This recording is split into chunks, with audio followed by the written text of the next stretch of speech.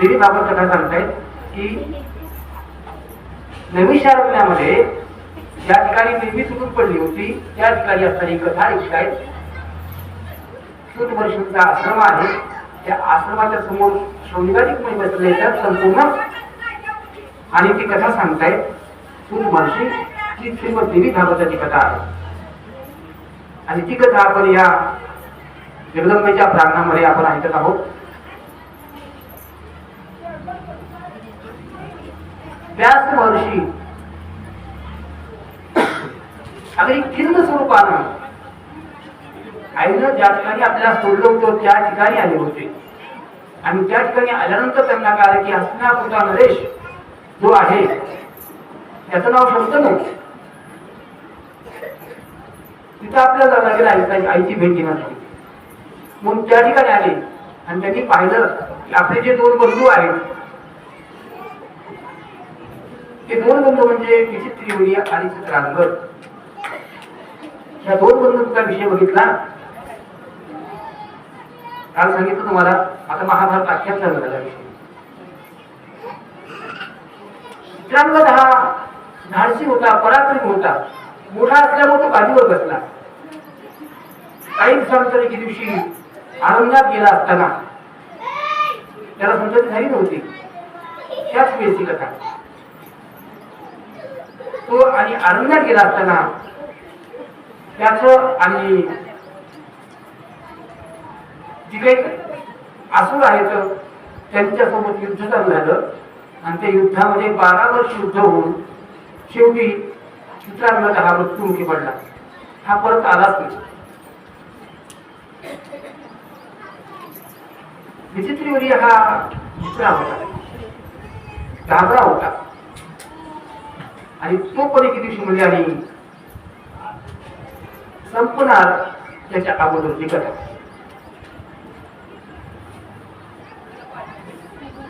या विचित्रिवर्याला आणखी एक भाऊ होता म्हणतात. तो दुसऱ्या आईपासून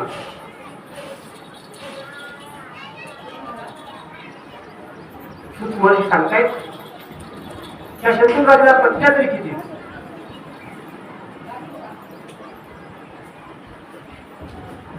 सत्यवतीचा विषय आधी त्या ठिकाणी सांगितला. ज्यांचा जन्म व्यासांचा जन्म ज्यापासून झाला तिच्यापासून झाला ती माता सत्यवती. आणि हे दोन पुत्र चित्रांगद आणि विचित्रिवर्य मत्स्यगंधीपासून झालेले, हे दोन शंतनू राजापासून झालेले उत्पन्न झालेले. सगळ्यात मोठे भीष्माचार्य होते, भीष्म होते, पण ते कधी गादीवर बसले नाही. चित्रांगद गेल्यानंतर आणि भीष्माचार्यांनी विचार ठरवला म्हणजे आता आणि ह्या विचित्रवीर्याचं लग्न करावं लागतं. ह्याच्या लग्नाकरता विवाह करता एका कुटुंब कुमारिका पाहायची काही नाही. म्हणून घोड्यावर बसले आणि एका ठिकाणी जो की शार्व राजा त्या ठिकाणी गेले.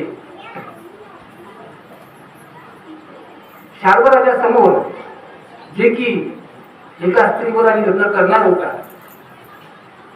त्या राजा समोर आणि एका राजाच्या 3 कन्या आणल्या.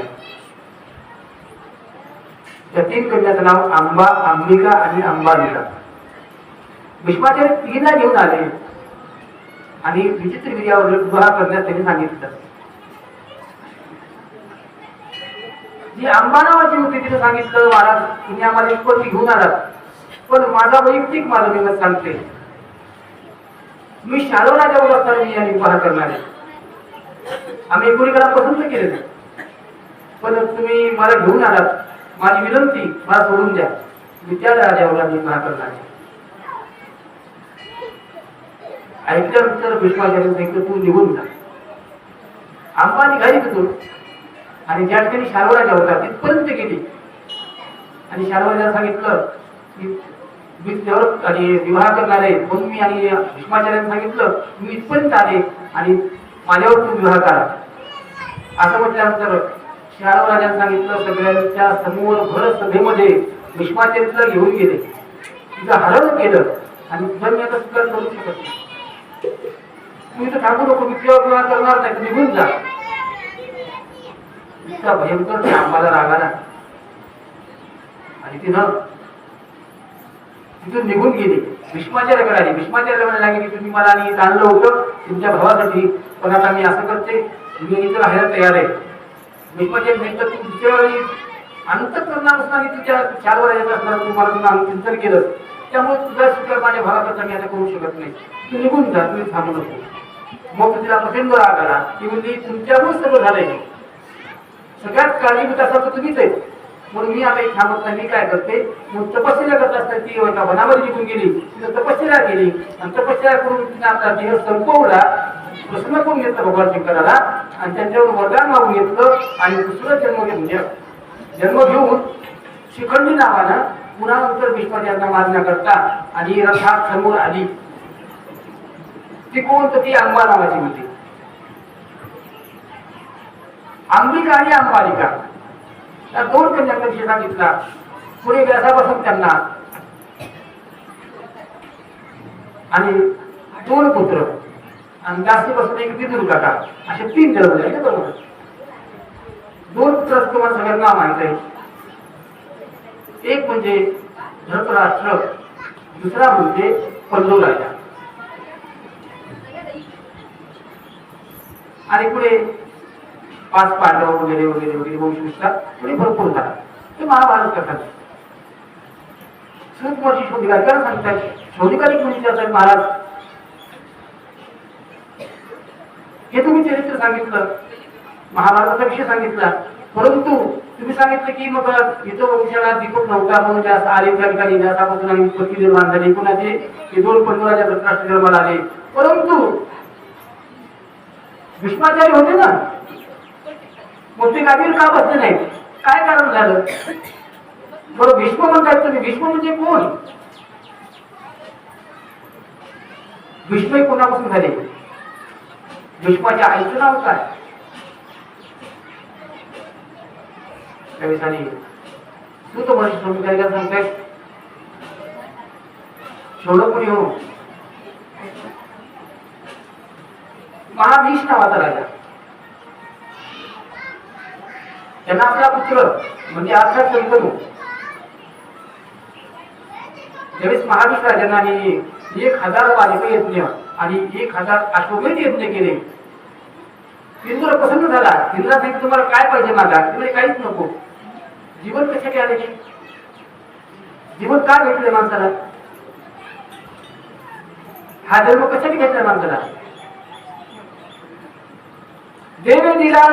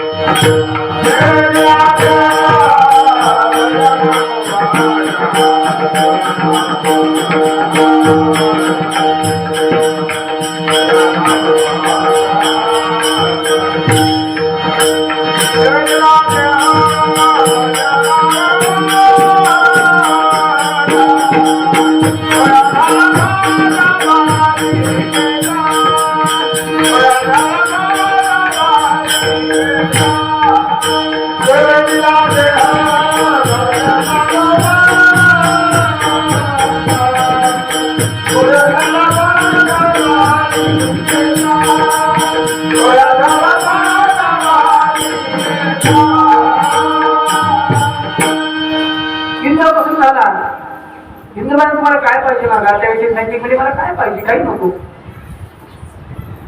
ह्या महाभीष राजानं एवढं पुण्य कमवलं, त्या योगी आणि इंद्र सुद्धा भयभीत झाला होता, घाबरला होता.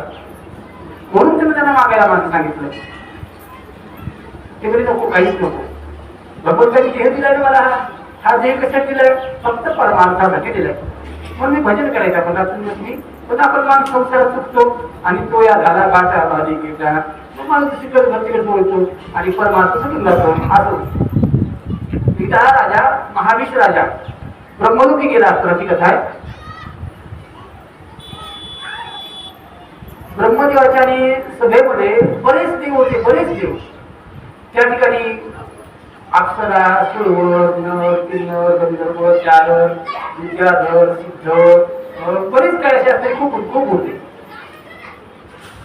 आणि काहीतरी गुप्त विषय होता म्हणून त्यांनी सगळ्यांनी बोललो होतं ब्रह्मदेवानी सगळ्यांना. जे त्यांचे ते पुत्र असतील, मानसपुत्र ते होते, सगळे होते. त्याच्यामध्ये आपली गंगा सुद्धा होते. योगायोगानं महावीर राजा असताना गंगा नदीकडे त्याची दृष्टी गेली. त्या ठिकाणी वसू सुद्धा होते. वसू म्हणजे किती तर 8 आहेत, अष्टवसू.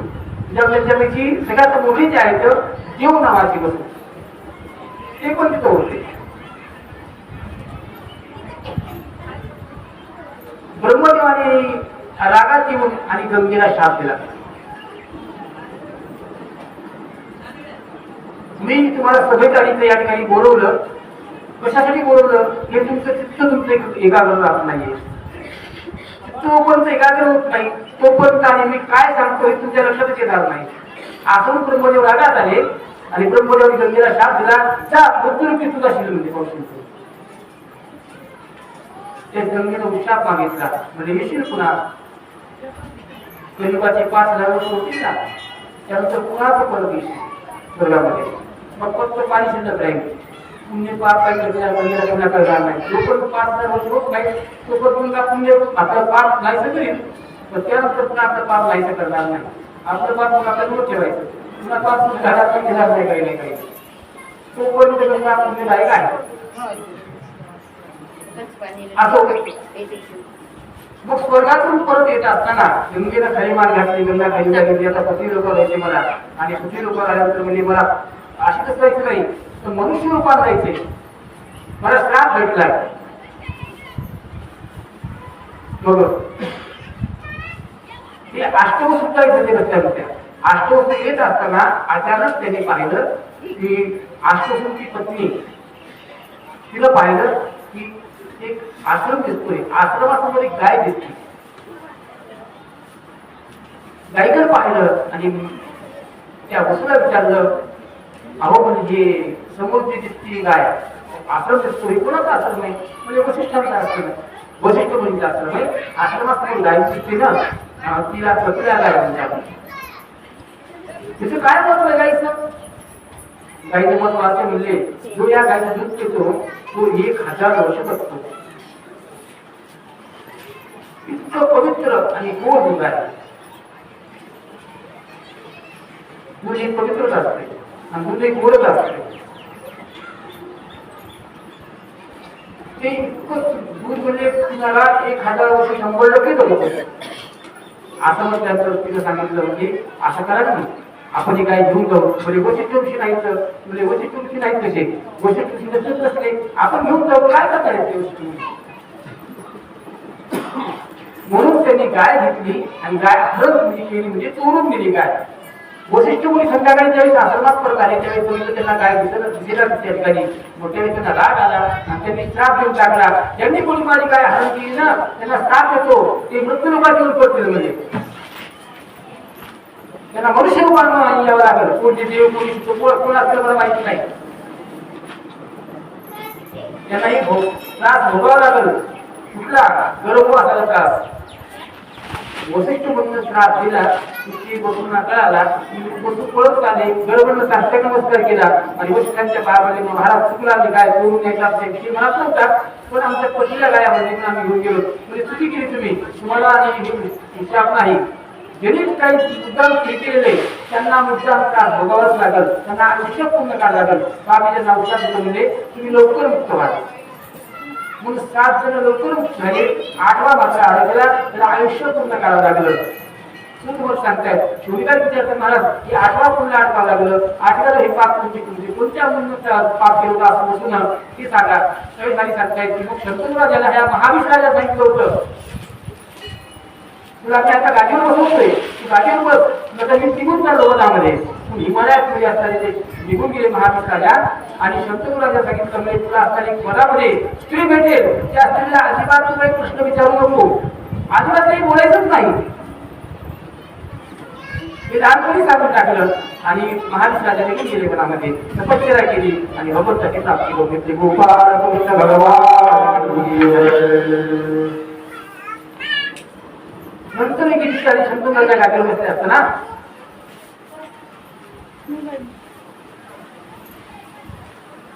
अचानक योगायोगाने वनामध्ये देशाचा प्रसंग झाला.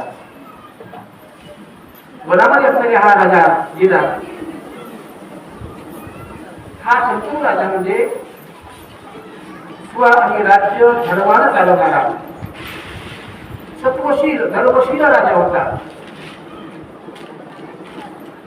पण तसा प्रसंग होईल तशा प्रमाणाने माणसाला करावंच लागतं. जशी वेळ असेल त्याप्रमाणे चाललं तर ठीक आहे. काळाच्या विरोधात चाललं की मग माणसाला 100% आणि पुढे जाऊ शकत नाही. त्याचा हलन होतं पतन होतं आणि तो माणूस तो पुढे करू शकत नाही. जशी हवा असेल त्या हवेच्या ओघात चाललं तर ठीक आहे. शंतनू राजाला पाहिलं तर वनामध्ये एक सुंदर स्त्री दिसली. त्या सुंदर स्त्रीकडे पाहिलं आणि त्या स्त्रीकडे पाहून राजाने एकदम पाहिल्याबरोबर मोहित झाला राजा आणि त्या तुझ्या म्हणायला लागला की कोणीच मला माहित नाही पण तुझ्यावर माझी विवाह करण्याची इच्छा आहे. तिने सांगितलं राजा तुझी खूप इच्छा असेल मला की माझ्यावर विवाह करायची पण मी तयार नाही तुझ्यावर विवाह करायचा. बिलकुल म्हणजे मी तुझ्यावर करायला तयार नाही. राजा म्हणला का मी तो राजा सांगितला अरे तुला जे पाहिजे असं मी देऊ शकतो आणि तू माझ्यावर विवाह करत नाही तुम्ही काही हरकत नाही किंवा करायला हरकत नाही. पण तू म्हणजे तिथला पहिल्या काळामध्ये राजाला म्हणलं की कितीतरी 1000 बायका टाकायच्या तुम्ही त्याच्यामधून 15 ठेवशील एका गिराजी म्हणून तसं राहणार नाही का. तुम्हाला पत्रराणी करून देतोस का तरी राजा म्हणाला 100% ठरलं. मला पत्राने केलं राजा माझ्या 3 प्रश्न आहेत. त्या प्रश्नाचं जर उत्तर हो म्हणशील तर तुझ्यासोबत यायला तयार आहे अन्यथा येत नाही. राजा म्हणला काय प्रश्न सांगायचे सांग पण तुझ्यावर मला लग्न करायचं नाही. तर राजा लग्न झाल्यानंतर मी चांगलं किंवा वाईट काहीतरी बोलले तर तू येऊ शकत मला असं का करतेस तुम्ही मला बोलायचं. तिला वचन दिलं मला ठीक बिलकुल तयार आहे. दुसरी गोष्ट म्हणली मी तुला कितीही वाईट बोलले तरी तुम्हाला फिरून पुन्हा वाईट बोलायचं नाही. तयारी का. 100% मला सत्य ऐकलं मला. आणि तिसरं वाक्य सांगितलं राजा तू असं जेव्हा तू असं वागणार नाहीस त्यावेळेस माझ्या मनात येईल त्यावेळेस मी तुला त्याग करीन. त्यावेळेस तू मला प्रश्न करायच नाही की तू मला त्याग का करायची म्हणून. ही मान्य आहे का तुला. राजा मला तू जे म्हणशील त्या सगळ्या गोष्टी मला मान्य पण तुला आणि मला पत्राने करून घ्यायचं म्हणजे करून घ्यायचं. आणि मग ती शंतनू राजा म्हणून आली ती आली. तिला आपलं नाव सांगितलं नाही गाव सांगितलं नाही काही नाही हा तिला काही सांगितलं नाही आणि राजाला घरी घेऊन आली. राजा त्या स्त्री सोबत घरी आला. आनंदाने दिवस काढत होता. आनंदाला असे काही दिवस गेले महाराज. आणि कालांतरानं राजाला आनंद झाला. राजाला आणि त्या स्त्रीपासून एक पुत्र निर्माण झाला. त्या पुत्राला पाहिल्याबरोबर राजाने इतका आनंद झाला. तर महाराज बस संसारामध्ये फक्त एकच गोष्ट असते माणसाला संतती व्हावी. संतती सुखाचं कारण आहे. जो पण संतती आहे तो पण सुखाचं कारण माणसाला वाटत नाही. ज्याही संतती होईल ते माणसाला सुख वाटतंय. जे काय करून असतं ते माणसाला कर्म होते. काय काय नाही दाखवतच नाही सांगायचं असो. आणि इतका आनंद झाला त्याला पाहायला ते लेकराला तितक्या तिनं काय करते असते ना. आणि तो जो बालक आहे तो लेकरू जे आहे ते घेतला हातामध्ये आणि तिनं धुवून निघत लेकरला घराच्या बाहेर जन्मल्याबरोबर हा प्रकाराने राजाला पाहिला. राजा म्हणतात माझी पत्नी स्त्री जी आहे ती घेऊन गेलेली करू ती कुठे घेऊन जाते काय माहिती. आणि काय करते काय माहित नाही. आणि राजवाड्याच्या बाहेर पडली ती स्त्री आणि तिथून निघाली आणि गंगेच्या काठापर्यंत आली महाराज. आणि ते लेकरू आणि हातात घेतलेलं लेकरू आणि त्या राजा पाहायला लागला. तिनं गंगेत घेऊन सोडलं लेकरू. गंगेत लेकरू सोडल्याबरोबर राजा एकदम दचकला. राजाला घाम सुटला. राजा म्हणला हे काय झालं. अरे बापरे. तिला विचारणार अरे बाई तू काय लेकरू असणार सोडलं पाण्यामध्ये. तितक्या त्याला आठवण झाली आपल्याला त्याने शब्द दिलेला आहे मला काही विचारायचं नाही. सांगलं की बाबा तुम्हाला काहीच विचारत नाही राजा. मी जे करीन ते फक्त पाहत राहील तुला. राजा जवळ झाला. राजाला बोलता येईल शकतो. राजाला राजा म्हणायला मी काय करू आता आणि मी कसं काय करायचं मला काहीच कळत नाही आता. राजाने हातपाय घालून आणि गुपचूप घरी आला. कालांतराला पुन्हा त्याला एक शब्द दिला गेला. दुसरा पुत्रच झाला. ते पण पुत्र घेऊन निघायची आणि गंगेत घेऊन सोडले. एक म्हणता, दोन म्हणता, तीन म्हणता, चार म्हणता, पाच म्हणता, सहा म्हणता, सात म्हणता. 7 आणि पुत्र तिने गंगेत घेऊन सोडले. 7 संतती होती आणि एकही विकत नाही. जवळ एकही नाही. आणि संततीच्या जीवनात एवढी संतती होऊन जर आपल्या जवळ नाही तर काय उपयोग जीवनाचा. जन्मभर आपण कष्ट करायचे. जन्मभर आपण राबराब शेतात राबायचं काम करायचे कष्ट करायचे. पोटाकरता करायचं होईल सगळं. भोगच्या करतात ना. अहो तुम्हाला पोटासाठीच पाहिजे तर पुन्हा तुम्हाला कोणी देईल तुम्हाला 2 घास खायला. तुम्हाला अन्न मिळणार नाही खायला. अन्न कुठेही मिळत तुम्ही कोणाच्या गावात अन्न तुम्ही मला 100% अन्न मिळेल. कष्ट जास्त करायची काय गरज नाही. आपणही काय करतो सगळे कमवतो. कोणाकरता कमवतो. तुमच्या संतती करतात ना तर आपण वैयक्तिक आपल्याकरता कमवतो. आपल्या आयुष्यामध्ये आपण तर खडे खूप आणि खडे खाल्ले हो. पुढे ते लेकराचं कल्याण होईल. लेकराचं कल्याण होईल याकरता आपण आणि मोठा असतो. आणि संततीत संत नुकसान काय उपयोग काय. राजाला लागला की संन्यास घेतलं बरं की 7 संतती मला त्यांना झाली आणि एवढं असून सुद्धा मला एक सुद्धा संतती नाही बरं. धिक्कार असणार धिक्कार असो. काय करावं काय कळत नाही. 7वी संतती त्यांनी टाकली पाण्यामध्ये आणि राजा घरी आला. चिंतन राजाला म्हणाला काय केलं असतो आणि देवाला साठवून म्हणाला तुझा देवा काळे तुझा माझा देवा काळे वर्णाकार आते दुखाचे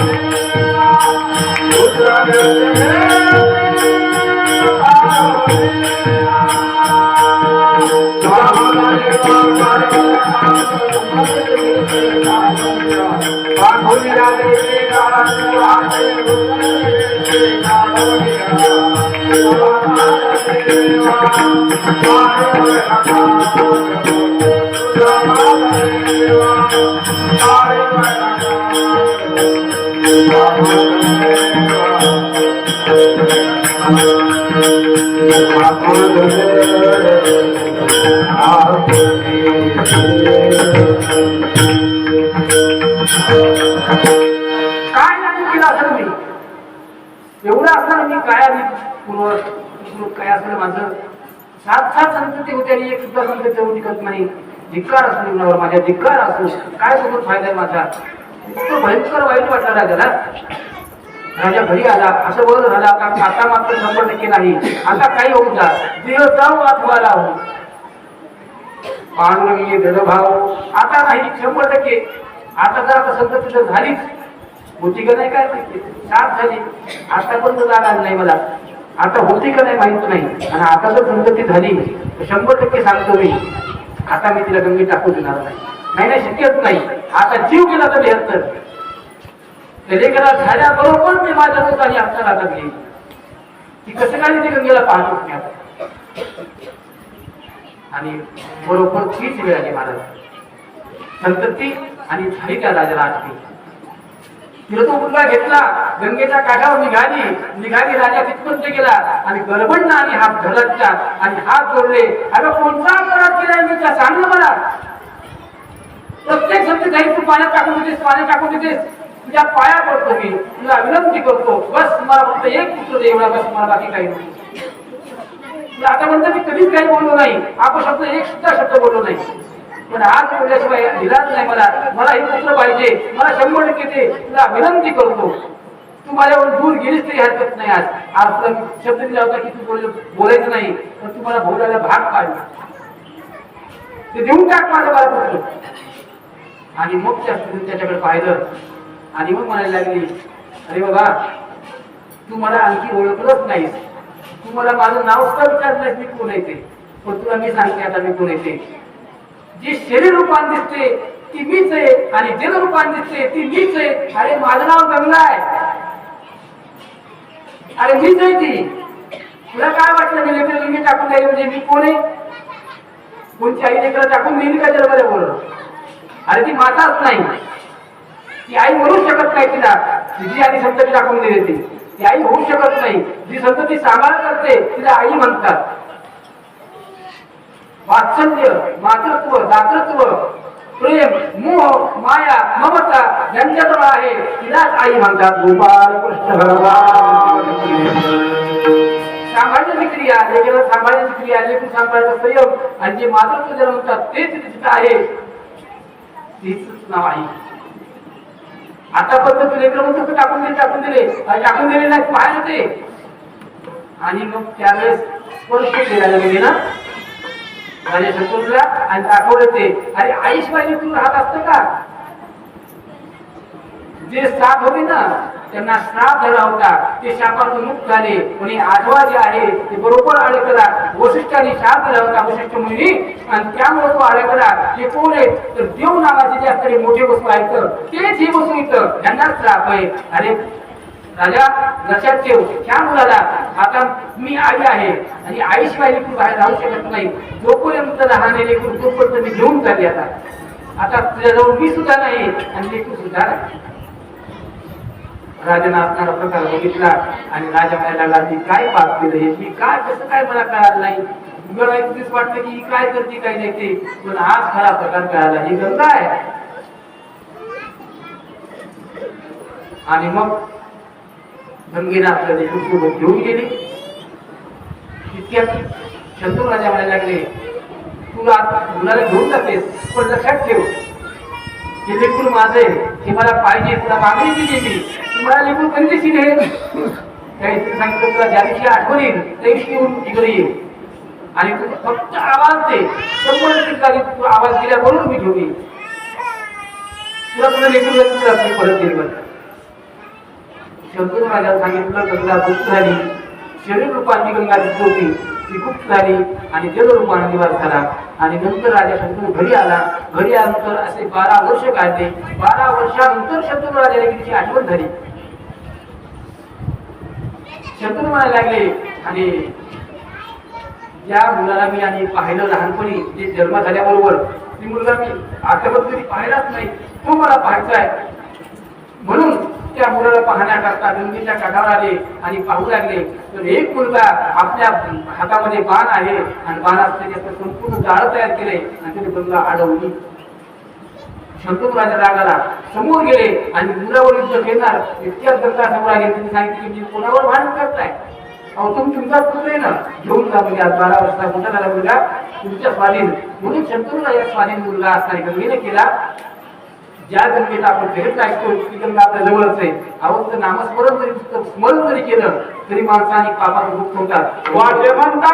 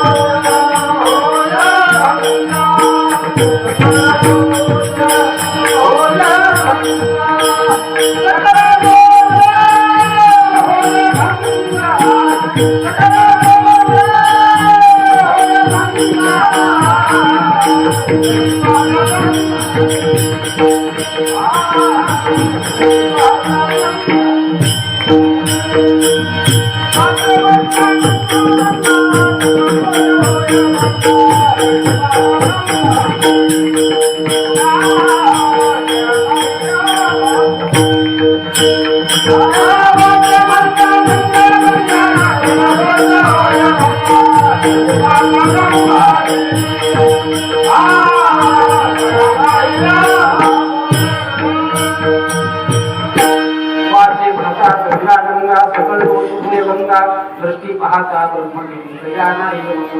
गंगेचं नामस्मरण जर शुद्ध केलं तरी आणि महापातक निघून जातात. युक्त आणि पुण्य आणि गंगेच्या नामस्मरण आहे. स्नानांतर आणि गुणांतर मुक्ती 100% आहेच आहे. असो शंतनू राजाच्या आणि जवळ असणारे भीष्माचार्य आले कसे, आपलं हे विशेष चरित्र चालू आहे. भीष्माचार्यांचं अगोदरचं नाव आहे देवव्रत, लहानचं नाव आहे देवव्रत. नंतर त्यांनी प्रतिज्ञा केल्या आपल्या वडिलांमुळे, शंतनू राजामुळे प्रतिज्ञा केल्या. सत्यवतीमुळे म्हणजे आईमुळे प्रतिज्ञा कराव्या लागल्या. चरित्र मोठे आणि चरित्र सांगायचं हे पुढे नाही. आता 2 प्रतिज्ञा केल्या की मी विवाह करणार नाही आणि मी गादीवर बसणारच नाही. या 2 प्रतिज्ञा केल्या, भीष्म प्रतिज्ञा म्हणतात त्यांना. त्या 2 प्रतिज्ञा केल्यामुळं आणि त्यांनी गादीवर बसले जायचं आणि विवाह केला. असं पुढे धर्मराष्ट्राने पडू राजा यांच्यापासून पुढे आणि धर्मराष्ट्रापासून संपर्क करू गांधारी वैशाली. धर्मराष्ट्राला 2 पत्न्या, गांधारीपासून 100 पुत्र आणि वैशालीपासून कन्या, असे 100 झाले. आणि कुंत्यानी माती ह्या 2 पत्न्या पडू राजाला. यांच्यापासून आणि पाचा देवा पासून जन्म पाचाचा 5 पुत्र निर्माण झाले. कुंती आणि माद्रीला. धर्म, भीम, अर्जुन, नकुल, सहदेव. कालांतराने या कौरव पांडवांची युद्ध झालं. सगळे कौरव वाढले. पांडवांचा विजय झाला. त्याचं कारण फक्त एकच, धर्म ज्या ठिकाणी असतो त्या ठिकाणी विजय होत असतो. यदा यदा हि धर्मस्य ग्लानिर्भवति भारत अभ्युत्थानं धर्मस्य तदात्मानं ज्या ठिकाणी धर्म आहे त्या ठिकाणी विजय होत असतो. अधर्म आहे त्या ठिकाणी नाश असतो. परित्राणाय साधूनां असो. याप्रमाणे युद्धानंतर धृतराष्ट्र हे 6 वर्ष झाली होती. त्यानंतरची असणारी चरित्र कथा 6 वर्षांतर दत्तात्रय विचारलं सगळं संपलं.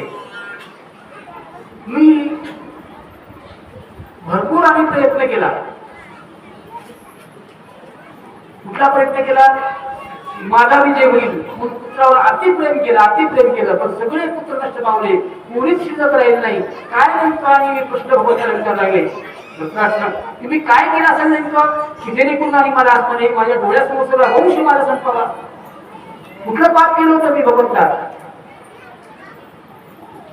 कृष्ण भगवंत म्हणजे मी सांगण्यापेक्षा महाराज तुम्हीच पहा ना तुम्ही काय पाप केलं होतं ते.